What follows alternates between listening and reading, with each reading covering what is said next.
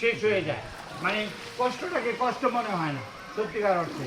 ওই যে দেখুন আরও পর্যটক আসতেছে এখানে। কাজে আপনারা যদি এই দেবতা ঘুম মিস করেন, দেবতা ঘুমে না আসেন, ঘরে বসে থাকেন, ছুটির দিন হেলায় ফেলায় কাটিয়ে দেন, কিছুদিন পরে দেখবেন আপনার বডিতে চর্বি জমে গেছে, হার্ট স্ট্রোক করে মারা গেছেন, দুনিয়া ছেড়ে চলে গেছেন।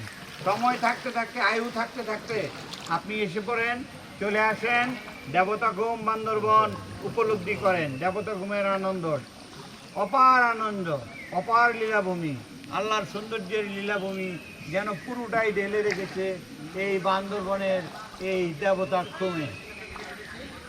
দেখুন এই যে আরো পর্যটকরা আসছে, তারা উপলব্ধি করছে দেবতা ঘুমের আনন্দ। ভাই আপনাদের কাছে কেমন লাগছে? আমাদের কাছে অনেক ভালো লাগছে ভাই। সবুজ চ্যালেঞ্জিং খুব সুন্দর। জি জি নেপালে অনেক জায়গা দেখছি কিন্তু এর মতো দেখি নাই। জি, থ্যাংক ইউ, ধন্যবাদ ভাই। দেখেন যার কাছে জিজ্ঞেস করতেছি সবাই এটার আনন্দের কথা বলছে। আরো কত মানুষ দেখেন নৌকা দিয়ে নিজেরা ভেলা বানিয়ে ভেলায় চড়ে তারা নিজেরাই নৌকার মাঝি হয়ে তারা আসছে, কিন্তু এক বাক্যে সবাই কায়মনোবাক্যে বলছে যে এরকম সুন্দর জায়গা তারা আর কোথাও দেখেনি। কেমন লাগছে ভাইয়া আপনাদের কাছে? অনেক ভালো লাগতেছে, অনেক ভালো লাগতেছে। টাকা দিয়ে কষ্ট কিনে নিলাম, টাকা দিয়ে কষ্ট কিনে নিলেন, তারপরেও ভালো লাগছে তো? অবভিয়াসলি। হ্যাঁ ভাইয়া আপনাদের কাছে কেমন লাগছে? জি জি, বান্দরবনের মধ্যে সবচেয়ে সুন্দর জায়গা কোনটা?